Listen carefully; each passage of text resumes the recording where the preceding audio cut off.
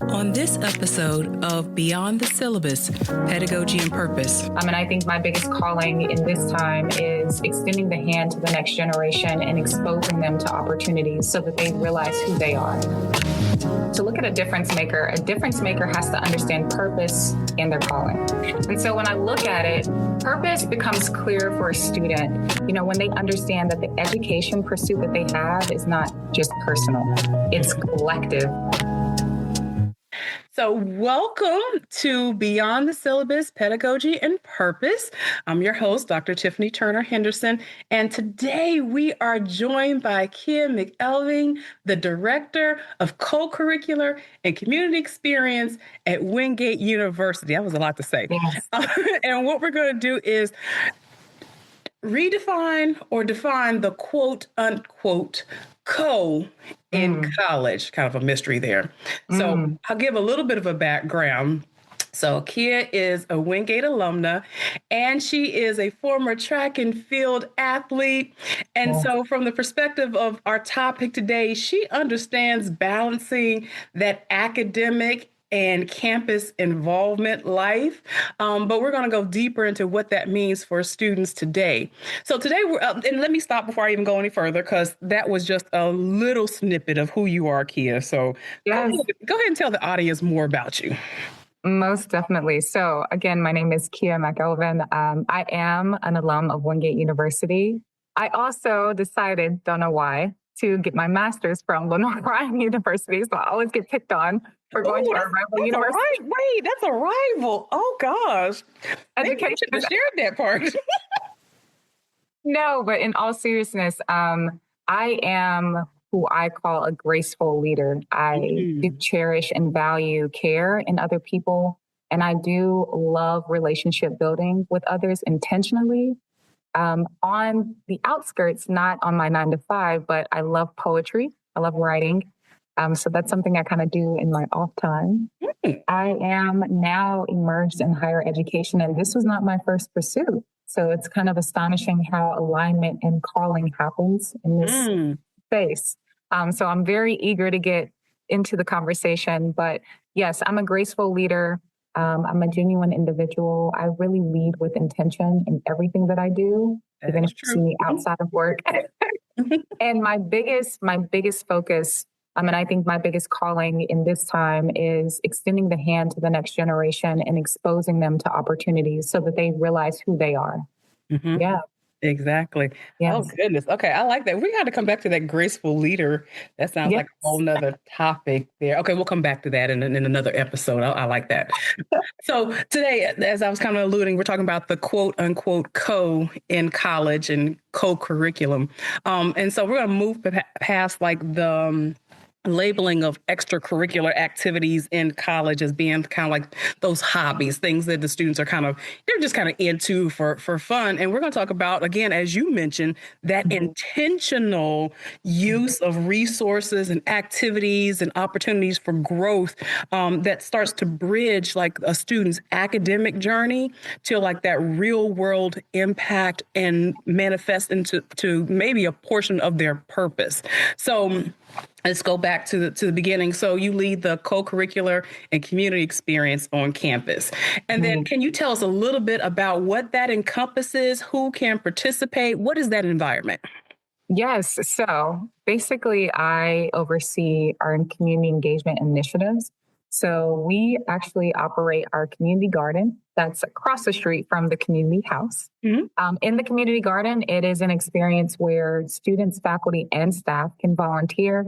You can help us with planting crops. You can watch the crops grow. But essentially, that ecosystem feeds into our food pantry known as Paul Provision. So I oversee that as well on campus. And that services the campus community. Now, majority of our demographics are graduate and undergraduate students. We have served some faculty and staff as well. And so that pantry is open weekly on Tuesdays and Saturdays of each week. And then the biggest portion of my job kind of comes from the community house. And we'll talk more about that extensively in this conversation, but is a central hub. It's the merger that connects campus and the outside community together through fellowship, through events, through different initiatives. all to help our students kind of grow and learn how they can contribute to the common good of humanity. Mm-hmm, mm-hmm. Yes. And personally, I love the community garden. I have to admit, I need to volunteer. I have my own little garden at the house. I need to come and get some tips. Listen, my students have taught, I don't have a green thumb, just FYI. So the fact that it's green and is flourishing is due to my students and their hard work. They have taught me a lot, and I am now in charge of running it for the summer. A little nervous. I might have to come and help you a little bit. Please. I talk to the plants with care every day. Exactly. So I'm gonna go back to kind of this overarching theme for the university is that we're a lab of difference making, right? And then let's talk about how like the how we bridge that connection with the community and like maybe some of the curriculum that happens on campus that we can, with collabs, make this difference maker, right? This student who is going to make this larger impact, whether it's through making sure the plants live over the summertime through the garden. But how do we do that? How do we work together to make the product of what is our university into these difference makers, if that makes sense? Yes. I might have to rephrase that, but no, you're fine. I definitely understand. So I want to break that down. To look at a difference maker has to understand purpose and their calling. Mm-hmm. Right? So as an institution, we've focused our efforts on vocation and purpose in all of the fabric and within education and then the student experience itself. And so when I look at it, purpose becomes clear for a student, when they understand that the education pursuit that they have is not just personal. It's collective, and it's a collective impact. And I think by bridging the gap between classroom and community, students begin to see how what they learn in the classroom weighs more than a grade or a resume building line. Let's be real. I would give examples like a nursing student. So I have a couple of nursing majors who work with me in collabs. They begin to understand healthcare disparities by doing their clinicals in the hospital, right? And by the university having partnerships in the community within our healthcare system, it allows for our students to take the theoretical and put it into practical use. Now they develop their own critical thinking. They can begin to align, is this really the pursuit that I want? All directing back to purpose and engaging in community. To extend further, we go into your sector within business students. They looking at kind of food insecurity and how that affects economic mobility. That's important, right? And that contributes to the health and the wealth of your community as well. And then we talk about communication majors. I was a communication major at Wingate University, concentrating in public relations. Storytelling matters, right? It does. And storytelling builds trust, but it also restores integrity and dignity. And so how do you blend all of these particular factors together to contribute again to that common good? And so community becomes the classroom. And I think that's where higher education institutions, our university and community, that's where that bridge makes sense. Because now it's not just confined to the four walls of an actual classroom setting, but it's in everyday life. It's in lived experience, if that makes sense. It does. I think, to further expound, because I could go on for days with this, I think that it's a testimonial impact to see how that's a powerful shift for a student. And I've got to see that firsthand with my students. Well, going a little bit further with it, because that was going to be my next step. So you talked about the nursing majors and the business majors. Like, what are those light bulb moments? So we saw in nursing, see it in business, but what are some of those light bulb moments for the students where it's a connection like, oh, we talked about this in one of my classes, and this is what it looks like in the real world. And this is how I contribute. Like, can you share some more stories with us? Most definitely. So I'll begin with my personal direct connection with my students who work with me in collab. So taking that observation and putting it into practice, we talk about the community garden. I hired 3 students. One was an education major, one was an agricultural food systems major, and the other was an exercise science major. Different realms, right? Collectively. Exactly. So my food systems major, he is intentional about gardening. He's intentional about selecting the seeds, how to plant them, the distance between, how to water, all the process in itself. He's intricate in that. But what they've learned over time is that in studying how soil needs to be treated in order for your crops to grow healthy, what it means to harvest and then actually provide food for a food desert, such as where we are located right now in Wingate. Mm-hmm. They were able to revitalize a community garden and then take that revitalized process and now contribute to the farmers market and then contribute to the food pantry. So they got to see firsthand how their contributions affect their peers who may be experiencing food insecurity. Mm-hmm. And then for my education major, for her, the light bulb moment was, oh, it's not just about typing up an outline and event planning. It goes deeper than that because she has to have context. She's not a garden expert, right? Right. But she has to have context in how that process works and how that system works in order for her to then align an event that makes sense, that educates the campus community, but also highlights the strengths of the community garden. So that's one area where I've seen observation turn practical. Another is working with the public health students, Dr. Dubé's class. So they were able to come with us to our food pantry, and they were able to look at the nutritional labeling on a lot of our food products. That is true. Mm-hmm. And what they realize is that sometimes you have certain stigmas about a food pantry, right? Mm-hmm. And what types of foods are in there. Mm-hmm. For some of them, they've never been to Paul Provisions before. And to go through the actual pantry, looking at every single food product that we had and seeing that there were low sodium, low sugar, zero sugar. Mm-hmm.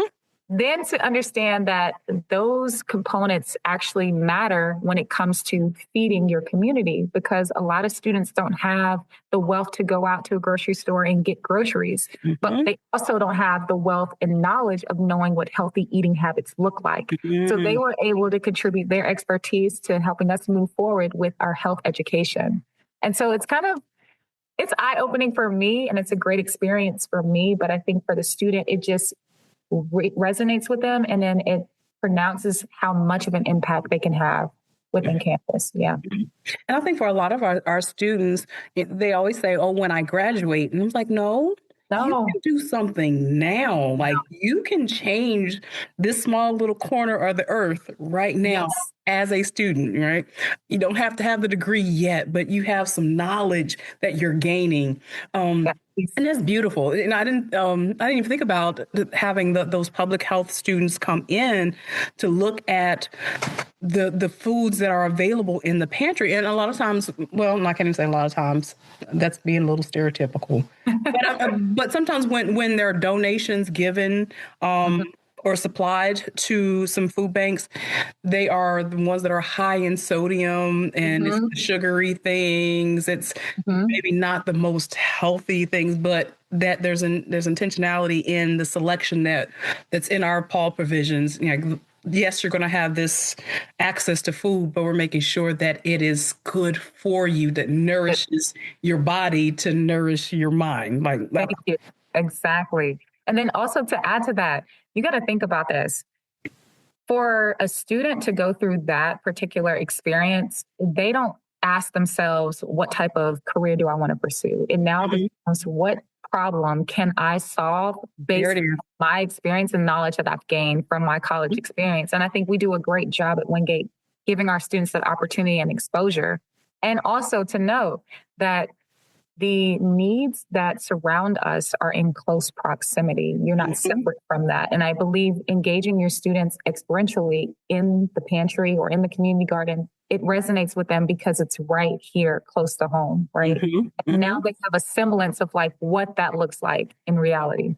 Yeah. That is true. That is true. Wow. Okay. So let's think about the collabs environment as kind of like, again, this GPS for this impact. What do you think, as you've seen students come through and interact with the program, what do you think has been some of those challenging experiences for them, like that they can't quite grasp, why this happens, or how can I do something, or, what is the most, well, we talk about the most rewarding when they see the impact, but what has been some of the challenges as students first get into this environment they have to kind of overcome? I think when we look at it in an overarching perspective, most challenging and overwhelming experience is thinking that success is derived on joining every organization, getting involved in every event possible on campus, right? Loading up your calendar. I've seen freshmen do it time and time again. And what it does is it brings about a discomfort. And it also brings to the surface exhaustion. And then they begin to understand that exhaustion doesn't equal fulfillment, right? Actually, it makes me backtrack from that and makes me reassess. And so I think that they begin to have challenges in understanding what involvement means and what intentional engagement means. And by going through that particular experience, it makes them, I don't want to say forces them, but it makes them kind of pay more close attention to what aligns and what do I have time for. Ooh, yes. Again, oftentimes for freshmen, we see the reflection of them getting involved is not a bad thing, right? But when they get involved with a number of different aspects of college, they begin to fall or falter in other categories, such as academics. So now you're balancing trying to be a part of all these registered student organizations and going to all these events, but now you're not able to study for your chem exam. So it's a very hard learning experience and it's very discomforting. But I think that once students, the rewarding aspect of that is once they begin to realize what fulfillment means to them, right? They realize what aligns with their path that they're pursuing. They begin to understand that leadership is not always loud. It doesn't mean that you have to be involved in everything that's going on, right? But it's simple sometimes. It looks like consistency. It looks like listening well to your peers or to your faculty and staff. It looks like showing up for others, taking small actions in small moments. And so it's different for everybody. But I believe that community engagement enlightens and offers them a space to be in that kind of pushes them outside of their cultural or social or economic norm. And that's a challenge as well. Because now I'm having to look outside of myself and be selfless, right? So I think those are the challenges that students face, is trying to get too involved and now having to look outside of what's normal for them. Kind of pushing them outside of that comfort zone. That piece. And I've seen students that come in and they're a part of so many organizations. And sometimes you ask, well, hold on, how does that align with what you want to do in life? And they're like, well, and they pause. I'm like, okay, well, let's think about this, because you're doing a lot. And you're saying you're tired. But you're doing a lot. And it doesn't always sync up to who you are or what you want to become. Yeah, that is true. And that's I like the other point that you made, that they're having this exposure outside of their lived experience. Like maybe they've never been around someone who has, have some gaps in access to food, right? Or those who are challenged in other ways in life. And they see that. And I think it does open up their perspective of, we talk about these things, but now I'm interacting with these groups of people that I've never been exposed to. I didn't understand. And I think it does kind of broaden their understanding of the world, right? And it does give them kind of a sense of, wow, I'm fortunate to be where I am. And then what can I do to help? I think that the humanity kicks in. They all have that essence in them, but sometimes it ramps up a little bit. And that's where the deepest growth happens, let's be real, when it's outside of ourselves. And so now the student is able to see themselves as a contributor rather than a passive learner. And that's monumental, honestly, in my experience. I like that. And then I like that leadership is not always loud. Yes. I like that. Okay. Just go ahead. Just talk more about that, because it just caught my ear. I was like, ooh. Yes. Okay. So I think oftentimes, and this comes from the student perspective or even from adults, we are in a digital era where social media has a heavy influence. And so a lot of times what seems as reality is not. And so a student can see that there is a student that's balancing 4 or 5 different organizations. They're also an athlete. They're also popular on campus. They have everything going for themselves, but context matters, right? Because that particular individual, although on the outside may be juggling and balancing everything, sometimes they could be in survival mode, and that's dressed up as productivity. So when I say leadership is not always loud, leadership doesn't have to be on a grand scale. It can be as simple as you holding the door open for a peer, sitting down with them and having a conversation because they're having a hard day. Right? You're leading them out of that discomfort and pushing them to look at the optimism that exists in life because they can't see it for right now. It could be that you are a student that's involved in either marketing or public health, and you decide for yourself that you want to take time to volunteer in the community garden or in the food pantry and help your peers out. Those are small acts of kindness that contribute to leadership. And a lot of times we feel like we have to be on the big stage with all the cameras and we're taking pictures of everything that we're doing, and that makes the leader. That's not true. That's not it. That's not it. So I think that when a student comes into college, it's a great opportunity that we have classes or seminars like One Dog, because we can break it down for them, right? They're not chewing all at one time. They're taking small bites. I think I like this. I think this is enjoyable. Now I see where I can lead, right? I see where my place and my role makes sense. Now I can contribute versus I'm emulating something that I've seen someone else do. And so I'm going to join those 5 organizations. I'm going to try to walk onto the track team. I'm also going to try to attend these events. And I'm getting overloaded and I'm really falling apart rather than building myself up. So that's what I mean. Actually, I had a student one time that they had seen someone who was involved in everything. And they said, I want to be like that person. And I was like, well, that person is that person. You have to be you. I said, you kind of maybe shadow, right, that person and find out how do they start getting involved. But in the end, you have to do what's right and feels good for you as far as they were saying, quote unquote, being out there, being involved in things. Like you have to find your spot, what's meant for you. So that's true. That is true. Yes. You do see those who are doing everything. And there's nothing wrong with doing everything if it's meant for them to do those things. But it's for them. That piece. And I think also, too, you have to understand for a student, exposure and proximity are essential because that allows them to align with what they were naturally gifted to do. Exactly. Right. So without exposure and proximity, they will fall in line with someone else's reality and try to force it to be their own. Yeah. We're going to, I know we're off topic, but that's part of, no, it's not off topic. It's part of this growth as well. But this is like a whole discussion of, I like this.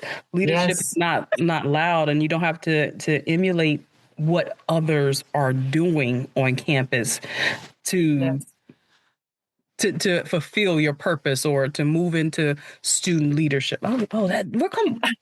Put a pin in that. We're going to come back. I like that topic. Definitely. I like that topic, especially like when we go back to school and we have those transfer students and new students coming on campus. They want to get involved and we want them to be involved, but let's be a little more intentional about that piece, how that aligns to you. I like that. Context and proximity. Okay. Okay. We're going to come back to that's another episode. Okay, I'm gonna get back on track. Okay.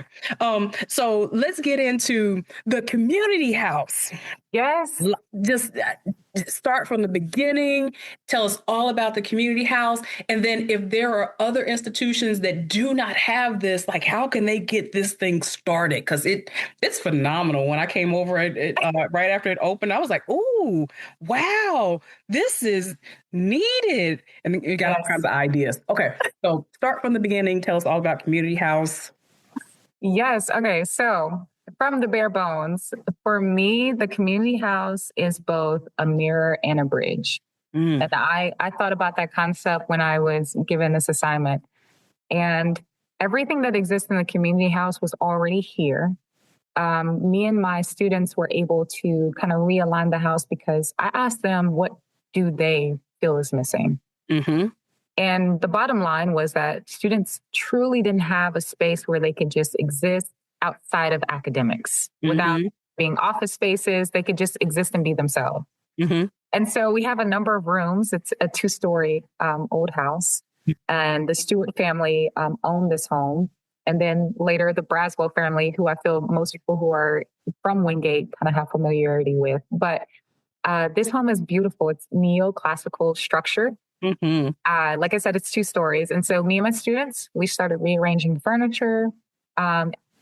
Through months of progression, we started having different iterations of what the house looks like. So today we have 3 flat screen TVs downstairs. Mm-hmm. So we have a blue room known as the Stewart room to give honor to the Stewart family.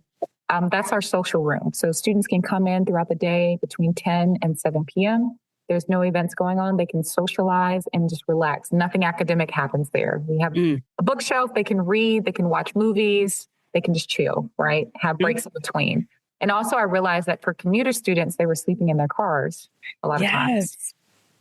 Mm-hmm. So I was hearing those stories and I actually saw a student doing that. And I was like, yeah, no, you can definitely come over to the community house. Nothing, you don't have to sign any papers. Just come on in and relax. Mm-hmm.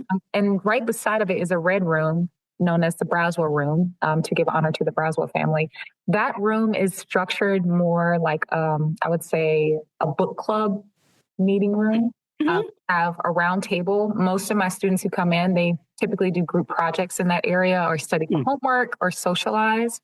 Mm-hmm. Have our front desk area where my front desk ambassadors will sit.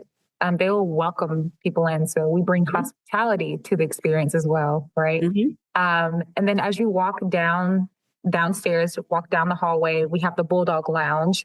Basically, that's our conference room. And so we've had Faculty Senate host a meeting in there. We've had a debriefing from Union County Special Olympics held in there. We've had students have weekly Bible study sessions in that room. Hey, okay. Yes. We've hosted a yoga session. We had to improvise because space is limited, but we had a yoga session and our students enjoyed it. Outside of the Bulldog Lounge, it enters into the kitchen area, and students can use our refrigerator or microwave. We have snacks available and drinks as well. And then we have our Zen room. So it's actually a sunroom, and it has glass panels. Back. Okay. Yes. We have now a white noise machine. So we play that, and students can kind of isolate themselves if they want to get a break from everything going on, but they have a view of our backyard. Can faculty come and Zen out? All is welcome. In the back, you can see the backyard, which is like a small garden area. And it's just calming and relaxing in that space. I love it. And then outside of the kitchen, we have the community closet. Mm-hmm. So the community closet is a clothing resource that we have on campus for everyone, specifically for our students who are in need of clothing items, anywhere ranging from jackets, casual wear to professional wear. And the iteration of the closet was, it used to be the career closet where it's professional wear. But we realized that among our international students, a lot of them came over and they didn't have jackets, right? They didn't have sweatpants. Some of them didn't have clothing items to begin with. Mm-hmm. And so that's an area where they can come, they can get shoes, they can get jackets, shirts, shorts, jeans, dress pants, dress suits, dresses, anything that they are in need of, they can assess readily available for them free of charge. We get those donations from our campus community and outside community as well. And then we have our game room. The game room is probably the most exciting room. Literally has board games in there, a TV as well. And generally my students will host gaming events out of there just to bring some of their peers together. Mm-hmm. So we've had some game nights. We had some movie nights hosted in the community house. So again, it's a physical space that unites collaboration, that brings together lived experiences and fosters connection. Mm-hmm. And that's been the baseline of the community house from when I first inherited this assignment up until current. And like I said, back to being a bridge and a mirror, a bridge in connecting campus and our community members. So inviting community to come over to host their events, to have interest meetings, to kind of meet one-on-one with students. That's evolving as time goes on, but also a mirror reflecting how we want to foster engaging reliable, compassionate leaders as well on campus. And like I said, our purview as an institution is on vocation and purpose. And so this is where we can do it. We have a physical space where we can make that happen. And I love it. I love it. It's different than having like a typical student union, right? Where it still feels like it's a facility and there's still a lot of structure in it. The community house, it feels like home. It really does. So you walk in and it feels like you have walked in, and it really was someone's home. But I mean, you walk in and it feels like you're at home. You don't feel like, oh, can I go over there? Can I use that? You just feel like wherever I'm led, I'm allowed to be led. And it does. It's a comfortable space to do whatever. And the commuter portion, that is so true. And I've heard the stories, and a lot of times I've heard stories from some of our commuters that they wanted to be involved in things on campus, but they finished their classes at a certain time, and they're like, well, where am I going to stay until these events that are happening at 5 and 6 and 7 o'clock at night? Where am I? I don't want to sit in the classroom, right? I don't want to sit in the lobby of one of the buildings. Right. But to have that space, and I've heard some students say they really like that they could have somewhere they can feel relaxed and do their homework, right? Connect with some of their peers that they only see in the classroom because they're normally drive in and drive out. They could actually have conversations, build relationships, work on those group projects that they love so much. But having that space for them as well has been a huge benefit to their involvement on campus because now they have some place to go. So thank you. Thank you. And that I'm honored. And I would also add to your the other part of your question of how can other universities kind of implement the same thing. I think it starts with the focal point. So understanding that community engagement should not be seen as something extra, right? So, but much rather a part of the educational ecosystem. It is an environment cultivated for learning hubs, right? Students connected with. So it doesn't necessarily have to be a 2-story house. It could be a small space that's located within a building that may be academic. But as long as that space garners the fact that this is going to be welcoming to all, and in this space you are free to discover, rediscover, and connect, I think that you can have a community house anywhere.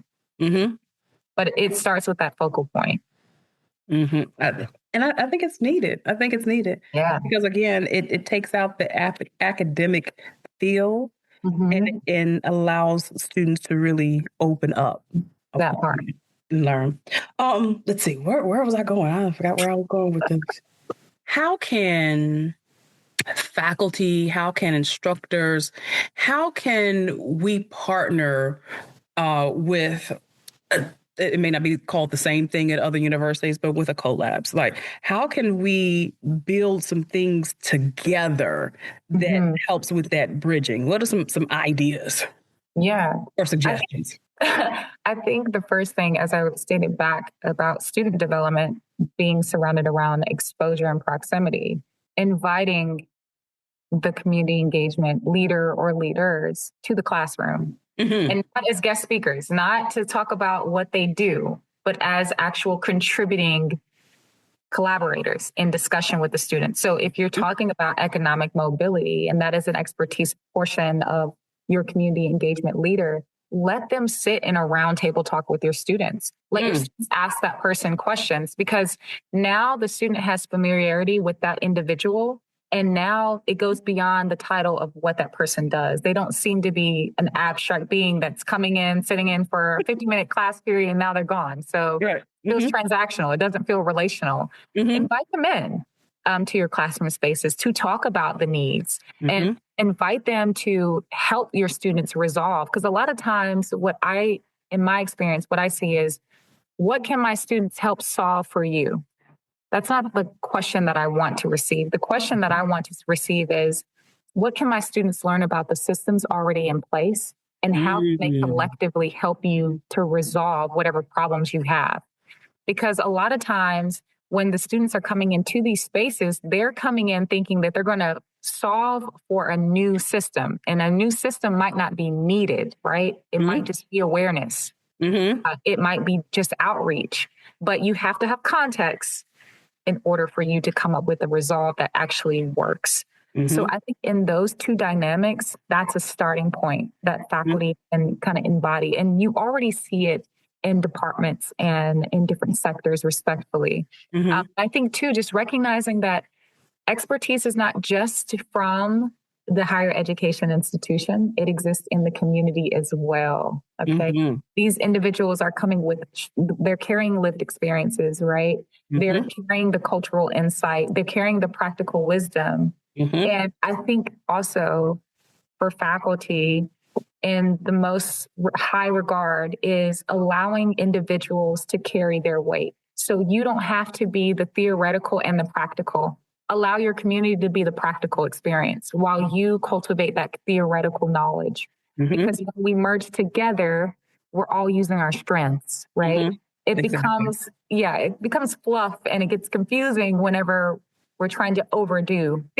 If you approach it in that manner and you allow for that community engagement leader or leaders to be involved from the practical standpoint of their practical wisdom, it allows them to feel valued, like they're contributing. Not, oh man, I'm contributing to this student making a bad grade because they had challenges with my organization and we didn't quite align. But more so, okay, I understand the learning objectives that you want.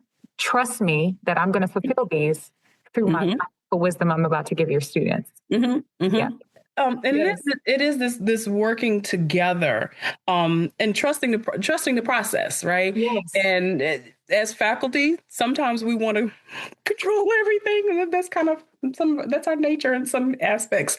But again, allowing it to naturally come together with that expertise from both sides, it makes it a lot better. Yeah. And more of a benefit to the students as well. We've talked about a lot. Now we've gone off into the leadership thing, which I keep saying I'm going to come back to that because that's a really good topic. So let's kind of maybe wrap it up a little bit, and we'll see how it goes. We may not be wrapping up, but I'll say we're kind of wrapping up. Now, if you could go back to your college days. Oh, goodness. I know that was yesterday. It was yesterday. A co-curricular experience that maybe you would have leaned more into, or you would maybe suggest for students to lean into? I would say One Day, One Dog. I was involved in service in school, but I didn't really understand the true impact until I was on the outside, correlating and developing and coordinating the actual event itself. As a student, I wish that I had pushed myself to go beyond my norms, from my own experience, as in getting out into the community and going to a senior adult center and learning to work with seniors, going to the food pantries and actually serving breakfast, lunch, and dinner, and being around that demographic of individuals, because I would have had a better insight of reality. But I was only focused on theoretical. I was only focused on the education piece. And in doing my service, I even approached my service through theoretical, like best case scenarios, right? And although I was giving and I'm loving and those things have never changed in me, the way that I perceive service now is vastly different. Everything has to be intentional.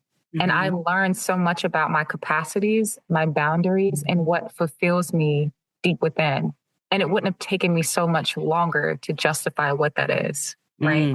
And I think for me, it was a time, and I encourage every freshman, undergraduate, or graduate student, while you have time in academia, take that time.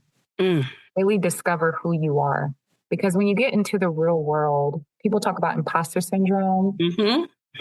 That's more apparent than you realize, especially if you don't have a firm grip on who you are and what you can contribute. If somebody else has to articulate that for you, we talk about the articulation gap. If somebody articulates that for you, it's going to cause you to have challenges moving forward in your growth. So get outside of your comfort zone. If transportation is a challenge for you and you can't get off campus, get involved. Like I said, volunteer at the community garden. Come see me over at the community house. How can you get involved with the food pantry? Mm-hmm. Those are great opportunities to kind of expose you to a norm that's outside of yours, mm-hmm. and then give you more introspection of who you are and what you can contribute. So if I could go back in time, I would definitely be more involved in my community outside of Wingate. Mm-hmm. And I would take the opportunities that were given with service projects in One Day, One Dog. I would be involved in many more than I was, right? Mm-hmm. And for those who are not familiar with One Day, One Dog, just share a little bit about One Day, One Dog, because I always think that this is phenomenal. And I'm not sure if other universities, I just haven't heard of any other university doing what we do, which I think is phenomenal. But share what is One Day, One Dog? Yeah. So for context, that is our annual day of service and giving, right? So the campus, we stop everything. Everything's mm-hmm. on pause. Everything. And classes. Mm-hmm. That's a great day, right? But it's a day that we all can unwind and we become selfless. So we mm-hmm. go out and we start assessing needs. We start pulling together resources to better our community, both on campus and off campus. Mm-hmm. And I think it's also an opportunity for students specifically to get better connected with what opportunities exist beyond the campus. Mm-hmm. So again, tying back to the exposure and that proximity. So that is our day where we pause everything that has to do with work and classes, and we actually get out into the community and we help to make it better. A shared living experience that everybody can thrive within. And for me, One Day, One Dog is not the only day that Wingate University does service. But it is a highlighted point where we can kind of extend our resources even further. Mm-hmm. Yeah. Like I said, it's an amazing day to see literally everyone on campus doing something for others, doing something to serve in the communities. And it's great when you see your colleagues that are out and they're volunteering as well, and you're right beside your students and doing something. It has a lasting effect on them. And usually when we come back that next day, I usually have a debrief. What did you do? Right. Some have been with me with our student organization. Others maybe serve with their athletic, their team. But I say, what is a memorable experience? And especially those who work with, our seasoned citizens and mm-hmm. maybe some of our citizens that have some developmental challenges. And they're like, they were glad just to see us come. Yes. And that did something for me. And I'm like, there it is. There's a spark, right? Keep the spark going. Keep that flame flaming. Because mm-hmm. and for me, like Union Diversified Industries, UDI, has their annual base or softball game, right? Mm-hmm. And it's a culmination of all athletic teams coming together to literally support and cheer on individuals with intellectual or any disability mm-hmm. for that matter. And in that moment, everybody is the same. Everybody's mm-hmm. on the same playing field. Nobody's pointing fingers. Nobody's whispering. Like everybody is engaged with each other. We're playing, we're laughing, we're having fun. And it's an enjoyable experience because now that outer guard is put down mm-hmm. and you're just being a human to a human. Mm-hmm. Exactly. And I think that sometimes we get so caught up in the world that we forget that we are human. Mm-hmm. And that just that generosity of just smiling and saying, hey, or cheering somebody on, hand clapping, like goes a long way. And so that's one of my favorite service projects that we do. That is like the highlight of my day for that particular day. But as you said, just watching faculty and staff go to the animal shelter, right? Mm-hmm. The Bazemore Senior Adult Center and volunteer to serve breakfast at the community shelter. Like it just, Mm-hmm. It's a beautiful thing. So again, if there are other institutions that do that, would love to hear from you. Yes. So we can talk about what you're doing on your campuses. So I'll just throw that out there if anyone wants to comment later on. But again, you talk about engagement. And again, that's one big day, but there's so much more that happens behind the scenes. But having that day to really show your institution is connected with the community. Like, yes. And I always tell students, it may not be the money that you throw into organizations. It's that time and your skills, to serve others has a lasting effect, because the money only goes but so long. But your time, that can never be recouped. At all. That you spent that with others, or to help others. Yes. That it's eternal, right? So I love when we do that. I get excited over that. I think the students look at me like, you're more excited than we are. I am. I am. Because it really goes back, and I'll throw this in there for the one day, one dog. It's based on the 3 pillars of the university, which is faith, knowledge, and service. And I love that we just don't say service, we do serve. Exactly. On a regular basis, on right? A regular basis. On a regular basis. I truly appreciate it. One of the reasons why I'm still here. Many more reasons, but one of the reasons, because we do what we say we're going to do. Mm-hmm. Yes. Mm-hmm. Okay. Yes. I think we kind of wrapped a lot of this up. Yeah. We're going to come back to the leadership is not always loud, because that's going to be a future episode. So stay tuned for that. So Kia, thank you so much for being on this episode of Beyond the Syllabus, Pedagogy and Purpose. Okay, what if we want to find you? Where can we find you? Yes, so you can find me on LinkedIn. My name is Kia, not K-I-A, it's Keyyua McElveen, McElveen. I have a huge afro and a brown jacket on. You can't miss me.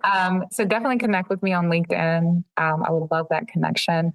I am in the process of developing my own personal website. So stay tuned for that information. I will share that with Dr. Turner-Henderson to share with you all as well. But yeah.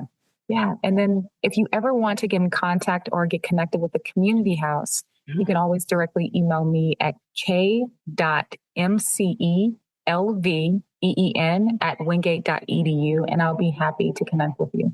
All right, great. We're going to make sure we put that in the description of the episode as well, so they can reach out to you. Kia, thank you again for being on this episode. You will hear from her again, because she's already developed the next episode on leadership. Oh, yes.